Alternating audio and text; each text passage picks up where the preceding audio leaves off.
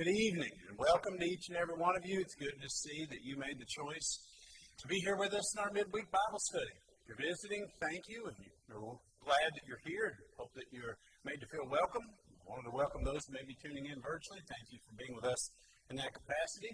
We'll go ahead and get started. We'll get the PowerPoint up, pick up where we left off. We've been in a series of lessons for a few weeks now, dealing with a particular subject matter. The notion of all the alleged contradictions. If you've ever spoken with someone about the Bible that's a skeptic or a critic, often you'll hear them say something along the lines of, the Bible, it's just full of contradictions.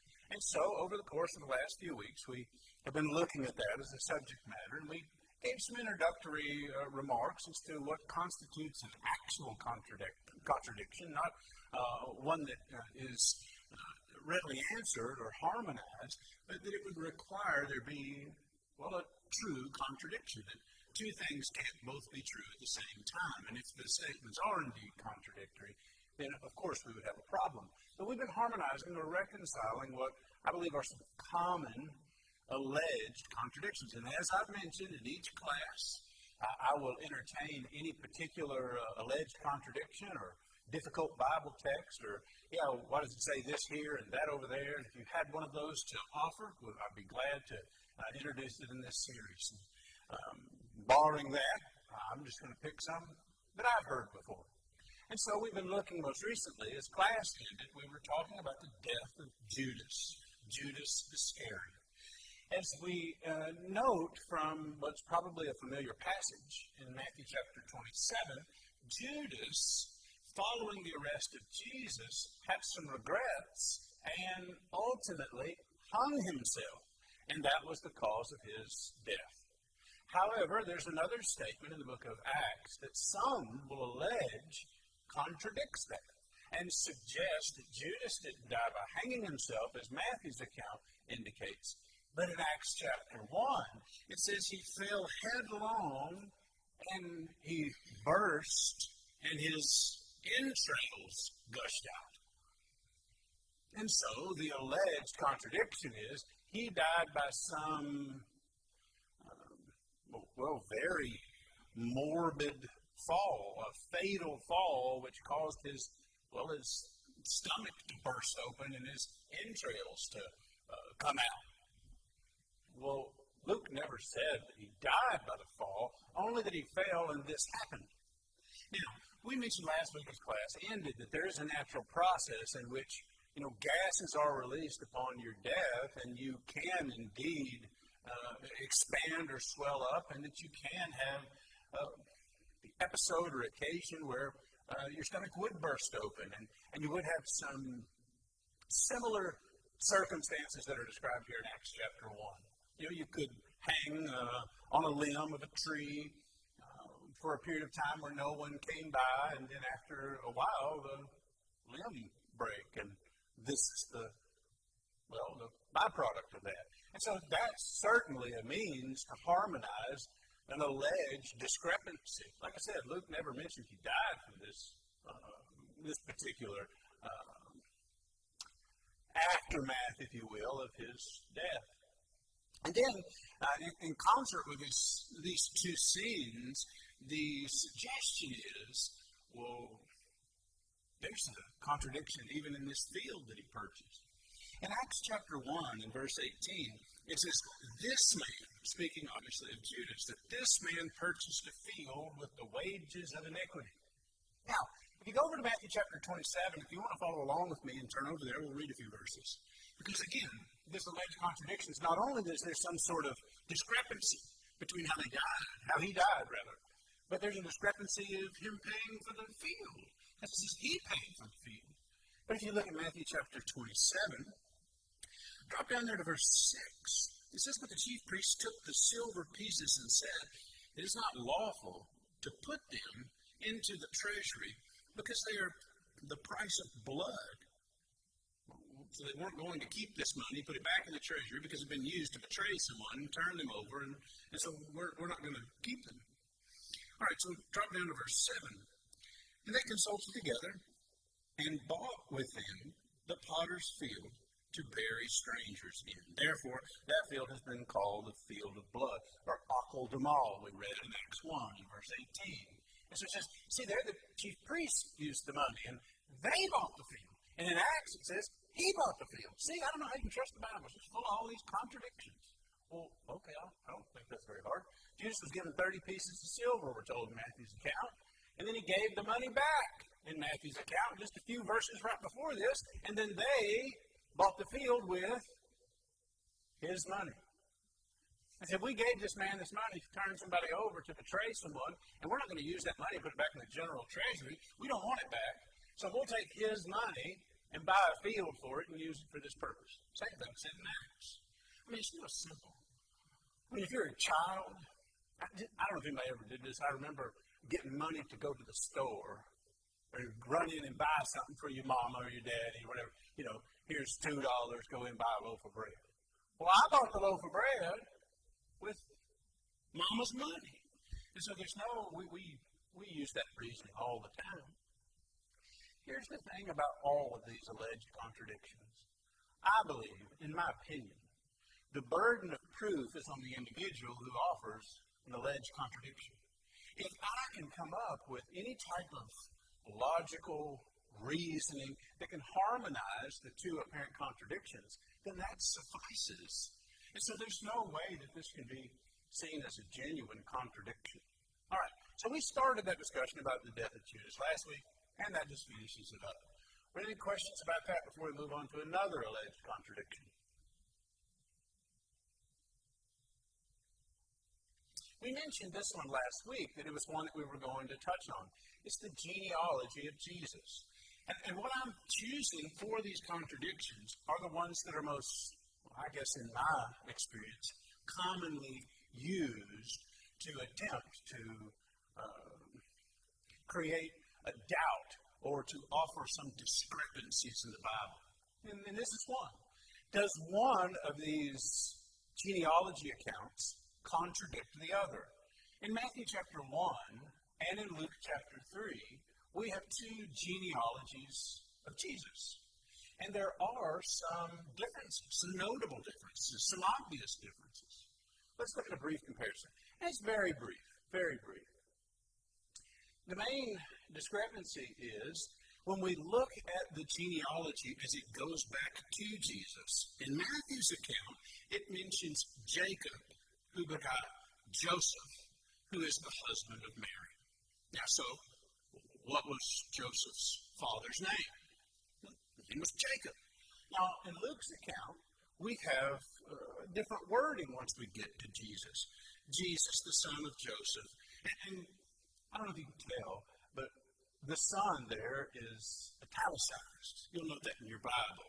But it really literally just means Jesus, the son of Joseph, of Heli. Now, so who's Joseph's father according to this? Heli. Now, wait a second. I thought it was Jacob. And so here's what people say. See, it's just different. There's a discrepancy there.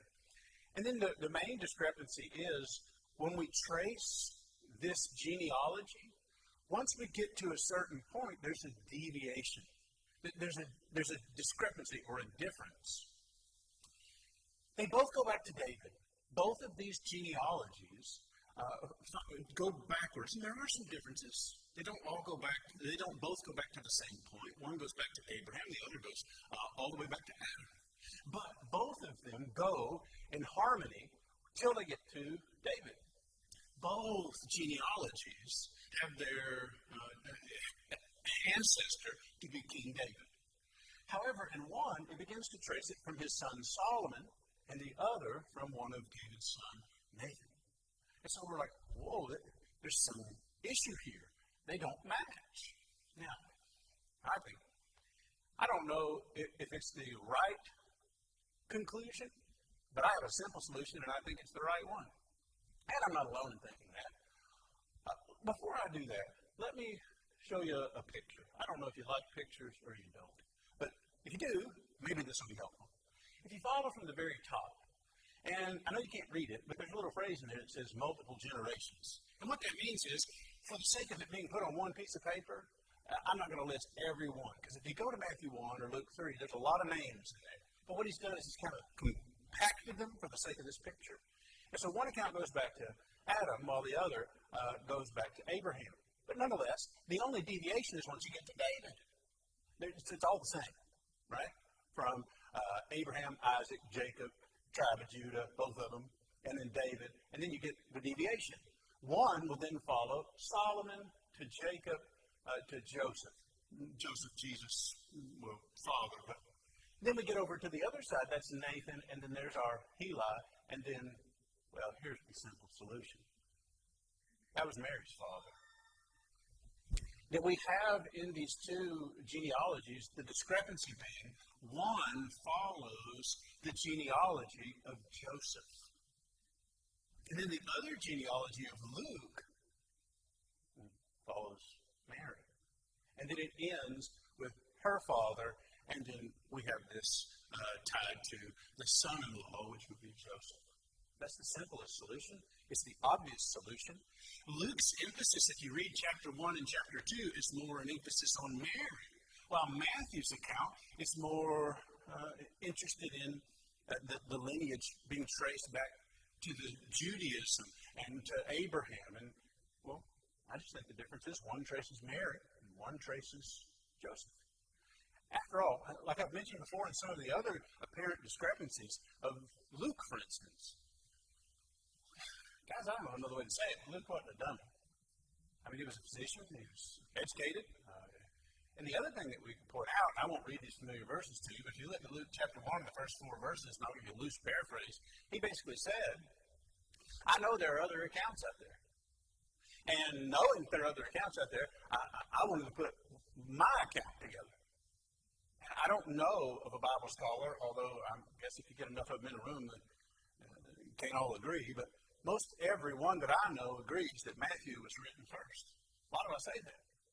Well, he already knew that Matthew, what we call chapter 1, would have this genealogy in this fashion. And he highlighted the lineage of Mary, which had the similarities. They only deviated once you get to which son of David they actually got their genealogy or heritage through. And it's an easy explanation. And here's my point. The burden of proof is on the individual. It says this is some contradiction that makes the Bible errant and not worthy of your devotion. Well, if there's any reasonable, logical explanation that would harmonize the two, then the burden would lie on the one that made the suggestion. But the number of solutions to this are more than just what I've offered. There are those that will suggest, for instance, that the tracing of the lineage 1, the emphasis is on the royal lineage, while the others, the actual literal individuals. And then there are other suggestions to harmonize the two. But I think the most easiest one goes through Joseph and the other goes through Mary. You have a comment?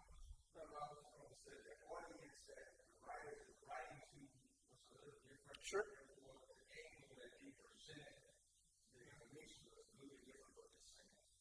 Sure.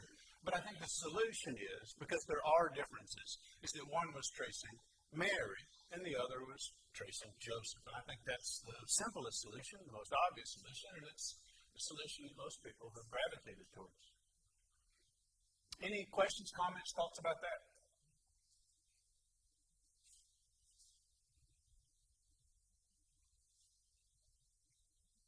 Here's one that we'll look at. If you have your Bible, I'd like to ask you to turn over to Exodus chapter 9. Exodus chapter 9. What about the number of livestock or the availability of livestock in these two accounts of the plagues? If you go to Exodus chapter 9, we're familiar with the fact that there were 10 plagues as the children of Israel left Egypt. Now, here's the alleged discrepancy. The 5th plague, let's look at that in Exodus chapter 9. It's actually going to be disease or a pestilence to affect the livestock. So drop down to verse 3 in Exodus 9. It says, Behold, the hand of the Lord will be on your cattle in the field, on the horses and the donkeys, on the camels, on the oxen, on the sheep, a very severe pestilence, or a disease that will affect the livestock. And the Lord will make a distinction or difference between the livestock of Israel and the livestock of Egypt.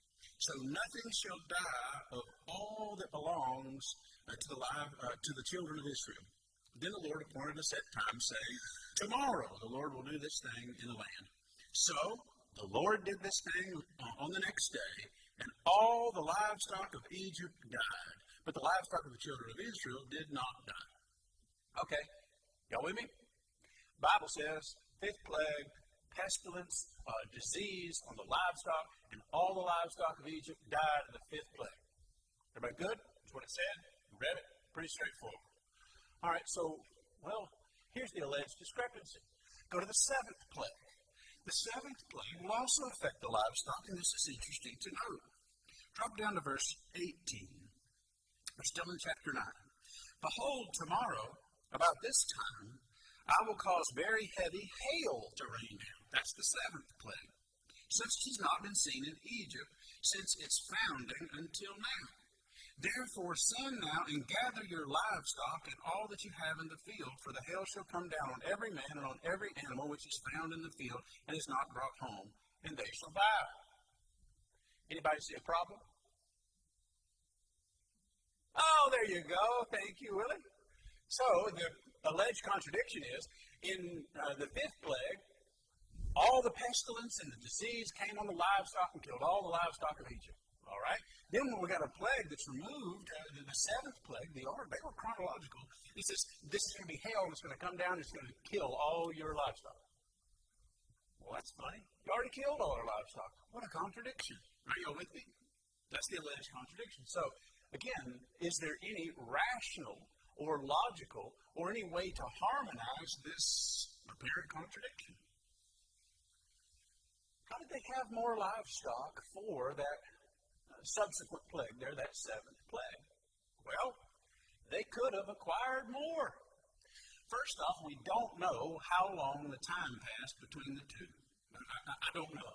However, I do know if they're going to sustain their culture and their daily living and their food, they're going to get some more livestock, cattle, sheep, what have you. However, look at verse 6 and 7 of chapter 9. So the Lord did his thing on the next day, and all the livestock of Egypt died. But the livestock of the children of Israel did not die. Now look at verse 7. Then Pharaoh sent, and indeed, not even one of the livestock of the Israelites was dead. But the heart of Pharaoh became hard, and he did not let the people go. Okay, so tell me about the situation between Pharaoh and Egypt and the children of Israel. Good? Bad? Maybe they get along, they're copacetic neighbors? Or are they taskmasters under bondage? Y'all with me? So if I'm Pharaoh, and you kill all my livestock, and I send people down there to find if you got any, and you got all of them and none of yours are hurt, what do you think I'm going to do? I'm going to take some of yours. And you ain't going to do nothing about it. Y'all with me? So that's one possible solution. The other thing is they had neighboring nations that they could have gone and acquired. They also had means of transport where they could have exported or bought or traded to get more livestock. There's a number of suggestions. The other suggestion is this. If we go back to Exodus 9 and we look at verse 3, it says, behold, the hand of the Lord be on your cattle. Now, this is speaking of the fifth plague. Now, note this phrase, in the field. All right, stay with me. Drop down and look at verse 19 now. He says, therefore, send now and gather your livestock and all that you have in the field. So the hail shall come down on every man and on every animal which is found in the field.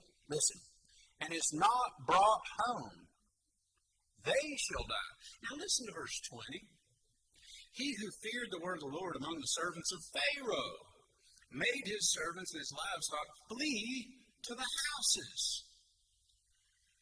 Could there have been some of them that thought, hey, look, we're on the fifth plague, and plague 1, 2, 3, and 4 didn't go too great for us. I'm going to put my livestock in my house tonight. You reckon they figured it out to do it then? Okay, so the Pharaoh made his servants and his livestock flee to the houses, but he who did not regard the word of the Lord left his servants and his livestock in the field. Some chose to bring their livestock in. Could they have done that in the fifth plague? Sure. They got the warning. So there are certainly plausible and possible solutions. Now, on the surface, on TikTok, on some social media thing where it's a 30-second video, they show that to a kid, and they say, see? It's just like Willie said, well, where ain't got no more livestock to kill them all. Well, that's what kids are saying. They show it on TikTok. Boy, I don't know why y'all believe in the Bible. Or some professor will get up in some college class and say, look here and look here. See the discrepancy? Oh, that's a contradiction. You can't trust the Bible. Well, there's some plausible solutions. And really, I just think it's so fascinating to me that many of these contradictions that people have such a problem with are right next to one another, or by the same author, or even in the same chapter of the same book of the Bible. It's absurd to suggest that that's a contradiction. I mean, it may be problematic, and we have to look at some means to explain it and harmonize the potential issue, but there's certainly a plausible explanation. All right, comments, questions, thoughts about this one? Makes sense.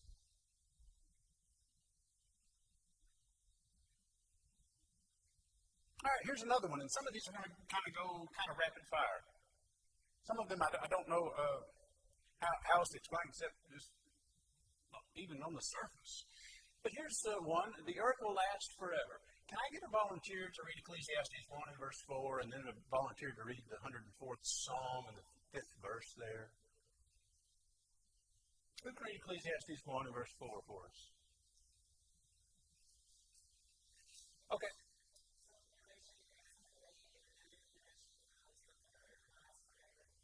Okay. Generations come, generations go, and then the earth keeps on spinning. Can I ask you a question before we look at the 104th Psalm? The book of Ecclesiastes. We've all read it, right? If you haven't, maybe that can be homework for tonight. But the gist of the book of Ecclesiastes is it's all about life under the sun and the vanity of it, right? And so what he's saying is what an old country song said years ago. I don't remember who sang it. Maybe it's Reba McEntire, but I can't remember. The world ain't going to stop for my broken heart. And the idea was the earth's going to keep spinning, life's going to keep going, and nobody cares that I had a broken heart. You know, this generation rises up and then they all died, and that generation rises up and they all die. The point that he's making is poetic and philosophical, and it's in concert harmony with the rest of the book. It's not meant to be a discourse on God's plans for what he's going to do with the earth ultimately. What he's saying. One generation rises and it dies, another generation rises, but the earth keeps spinning. I mean, unless the Lord comes back, the earth's going to keep spinning after all of us are dead, 100 years from now or 1,000 years from now. That's the point. Simple. All right? The 104th Psalm, the 5th verse. Somebody read that for us.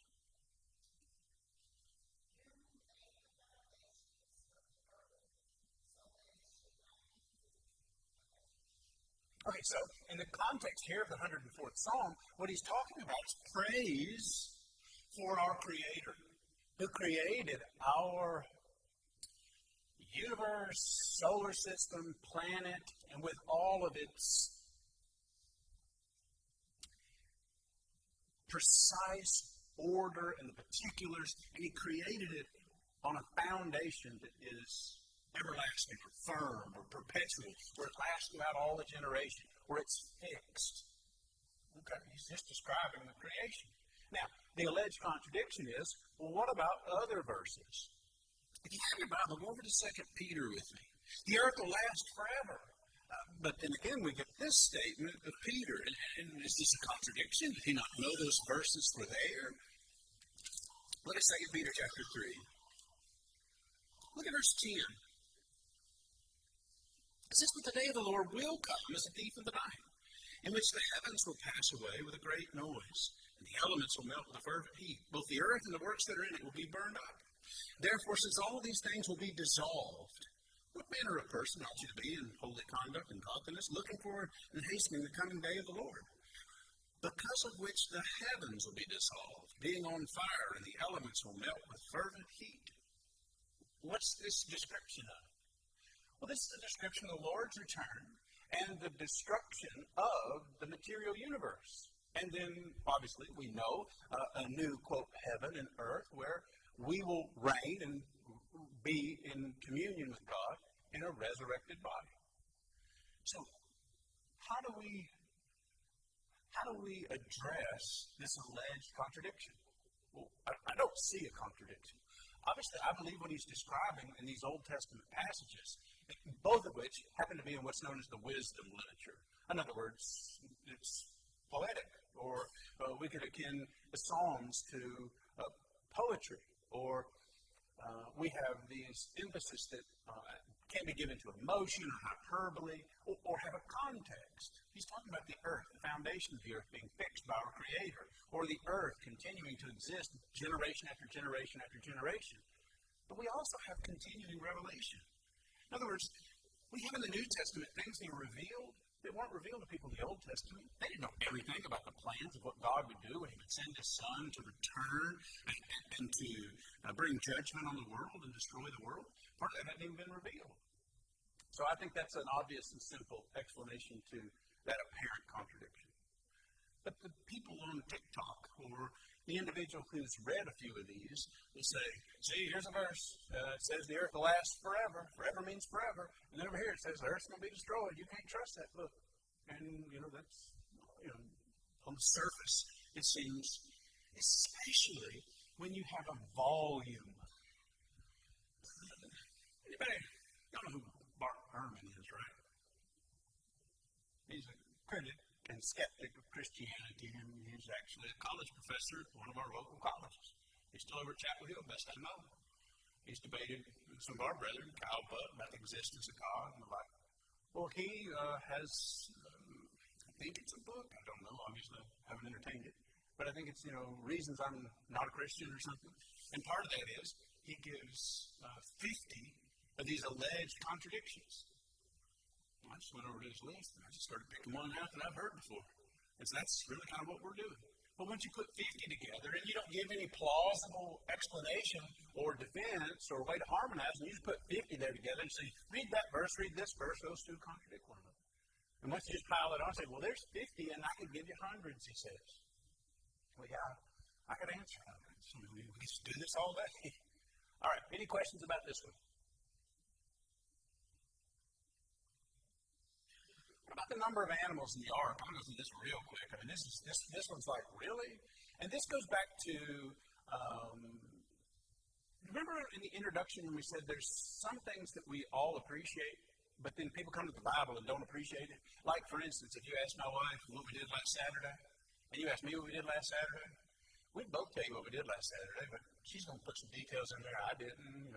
I'm quite confident. I'm probably going to leave something out. And the point that we made is making an addition or supplementing or omission on two different accounts is something that everybody appreciates that happens, whether we're witnesses of a crime or we are being interviewed or any number of things. And this is one of those. It's real simple. We won't spend much time on it. Will somebody read 1 Genesis 6, verse 19 and 20?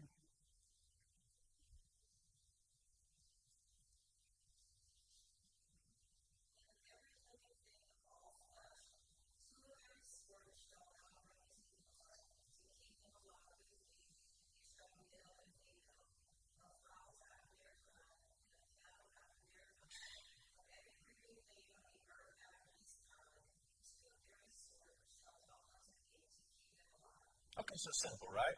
Two of every kind. Just make sure one's pink and one's blue. Two of every kind. Pretty simple. Kids know this, these particulars, right? All right, so then this is the alleged discrepancy. Well, somebody read Genesis 7 and verse 10.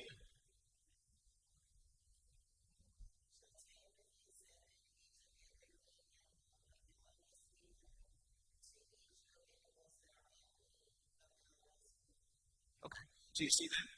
Now, we have a few verses later, incidentally, same basic context, same book, just removed by a few sentences. And he says, I want you to take two of every clean animal. And then he says, I want you to take 7 of the clean animals. And then I want you to, he repeats that, I want you to take 2 of every unclean animal. So, see there? Put those two together. Which is, that's a discrepancy. That's a contradiction. Well, no, it's really not. I think reconciling that is simple. At one point he said, I want you to take 2 of every kind. But I need you to also make sure you take 7 of every clean. Why was that, incidentally? Yeah, and so those could be sacrificed, right? And so there was rational reason. All he's doing is saying, I want you to do this, and I want you to do this too. It's just an addition. I think that's as simple and straightforward as it can be. But again, when you mount up 50 of these back to back to back, or you put them in a video, you put them on a TikTok, some, very condescending person. I don't know if you've seen some of these, but and they'll just say, see there, and rapid fire, this after this. But I think that explanation is very, very super, super simple and obvious. All right, any questions about that? We can get a little further than I thought. I think I only have two more. No questions, comments, thoughts. All right, let's go to this again. We're in the book of Ezra now. Turn over in the book of Ezra. And this is one of those alleged contradictions that's, it's not only in the same chapter, but it's just removed by one verse. So I guess it was just absolute folly on the person's part. All right, so we'll look at first chapter 1, and we'll read verse 7 through 10 together. Now, I don't know that we need to set up all the context, but basically Ezra is returning with some of the captives, and he is going to be graced with some of the articles that were originally taken by the Babylonian Empire from the temple. They've been kept in the temple of their gods, and now it's going to be returned to them, and they're going to bring it back as they rebuild the wall, rebuild the temple, and now they're going to have some of the original articles that were taken. All right, so drop down to verse 7. King Cyrus also brought out the articles of the house of the Lord, which Nebuchadnezzar had taken from Jerusalem, and put in the temple of his gods. And Cyrus, king of Persia, brought them out by the hand of Mithridath, the treasurer, and counted them out to Shebazar, the prince of Judah. This is the number, now listen, this is the number of them: 30 gold plates, 1,000 silver platters, 39 knives, 30 gold basins, 410 silver basins of a similar kind, and 1,000 other articles. Now, for time's sake, I went ahead and did the math. And so that's 2,469 articles that are mentioned. If I did my math right, you can check me, I'm pretty sure. I double checked, and I consulted a couple of commentaries, made sure I was right. 2,469 articles if you add up what he's got there. All right. The very next verse, verse 11. All the articles of gold and silver were 5,400. All these Shebazar took with the captives who were brought from Babylon to Jerusalem. All right, you and I just read that. We've got a pretty good amount of common sense, I think. I think just on surface value, how would you reconcile this? Speak up. Okay. So he lists these articles. He says you got this, and so many of that, and so many of these, so many of these. And then in verse 11, he says what? All the articles of gold.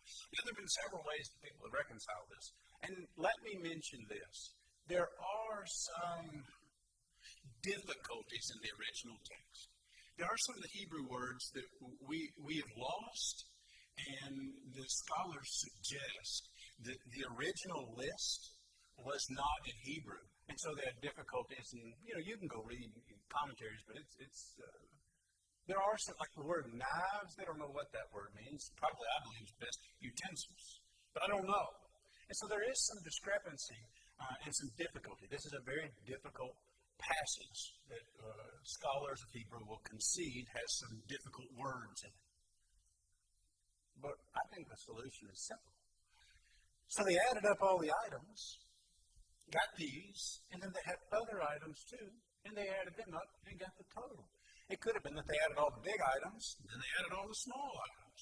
But nonetheless, it says all in verse 11. If you add them all up, here's what you get. I think there are plenty of explanations.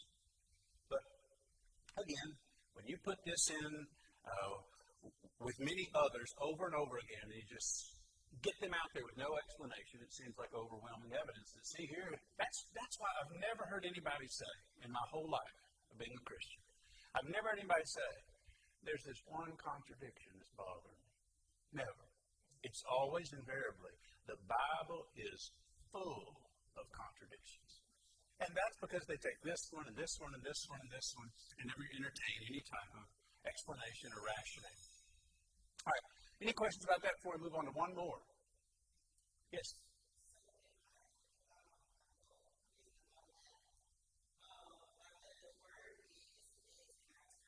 Mm-hmm.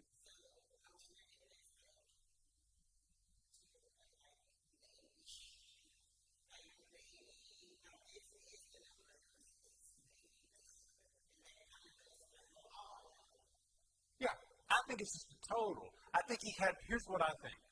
I think he had a list, and that's what he's told, that he got this list from Cyrus of here's all the items that we took. But he checked that list, and then he said, okay, once I add it all up, put them all together, I've got 5,400. So maybe he's adding the little things. Maybe he's adding the actual individual instruments or smaller items. I don't know. But there are certainly explanations. I just think it's a total. All right, let's talk about this final one as time allows tonight. We should be able to finish it. We'll go kind of quickly and hope we do. So, Saul's sons. This one's a really easy explanation, too. It's almost, some of these I'm like, really? That's an alleged contradiction? But even remember when I told you one of them was, God loves the world. God so loves the world. And then we're told not to love the world. That was on the list. I'm like, really? That's easy to reconcile. In what sense, right? All right, so this is another one of those. In 1 Samuel chapter 14 and verse 49, it lists that Saul had 3 sons and 2 daughters. Now, the sons died with him in battle. It's pointed out in 1 Samuel 31:2, but I'd rather have a volunteer to read 1 Chronicles chapter 10 and verse 6. Will somebody do that for us? 1 Chronicles chapter 10, verse 6.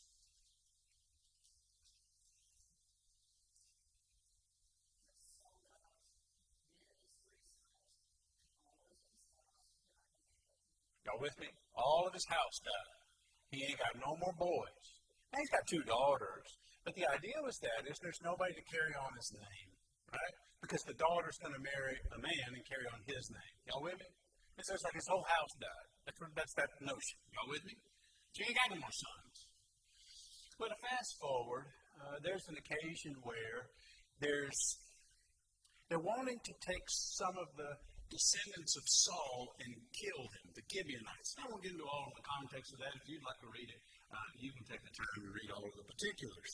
But if we go to 2 Samuel chapter 21, and we know verse 8. Let's go over there quickly. We got time. 2 Samuel chapter 21,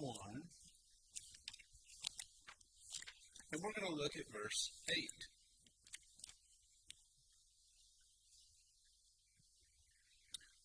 So the king took Armoni and Mephibosheth. Now that's not to be confused with Mephibosheth, the son of Jonathan. Just had the same name.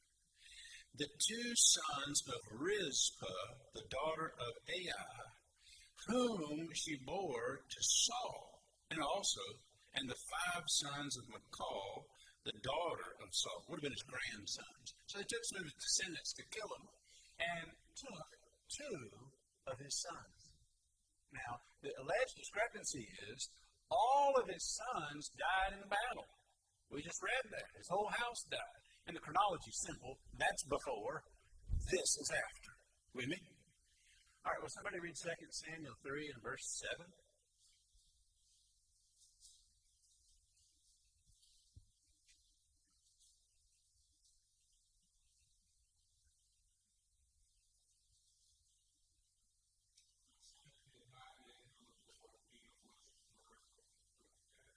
No. Yes, sir.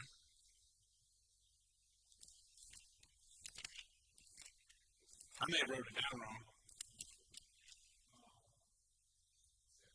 Yeah, it's 2 Samuel 3:7. Are you good? I'll do it. Okay, 2 Samuel. Okay.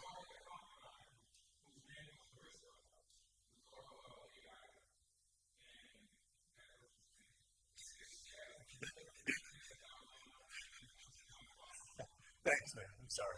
I got you funny big names. All right, here's the point. He had a concubine, and she had 2 sons. And those are the 2 sons that are mentioned here. It's so simple. There's no contradiction. All his sons did die in battle, but he had a concubine and had 2 sons with him, and they're the 2 sons that are mentioned here. No contradiction. But on TikTok, it looks like a contradiction. In a 12-second video on TikTok, here's another one. Contradiction of the day, some skeptics will say, and they'll have enough for every day of the week. But they're not. And invariably, there's a rationale and explanation, a way to harmonize. All right, I appreciate your attention. We'll pick up here, the Lord willing, next week.